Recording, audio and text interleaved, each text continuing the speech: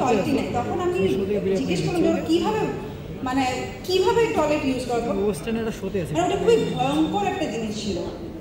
এবং তখন আমাদের একটা প্রপার ওয়াশরুমের জন্য প্রায় 1-2 ঘন্টা ট্রাভেল করতে হয় এবং প্রডিউসারের তখন মাথায় হাত, এবং নেক্সট দিন গিয়ে দেখি যে তারা আমার জন্য আলাদা করে একটা টয়লেট বানিয়েছে। সো ওই দিন আমার অ্যাকচুয়ালি মনে হয়েছে যে আসলে আমি আসলে কখনো এভাবে যাইনি অথবা বুঝি নেই এই ধরনের মানুষরা যে কতটা কষ্টে থাকে, বাট তখন মনে হয়েছিল যে আমি যদি পারতাম তাদের জন্য এখানে একটা টয়লেট করে দিতে।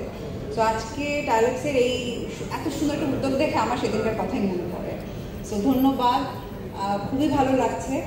এবং আমি সাংবাদিক ভাই বোনদেরকে বলবো যে এই এত সুন্দর একটা উদ্যোগ মানুষের মধ্যে মানে ছড়িয়ে দেয়, আমার যে যার জায়গা থেকে আসলে আমাদের উচিত সবার এগিয়ে আসে। সো থ্যাংক ইউ সবাইকে।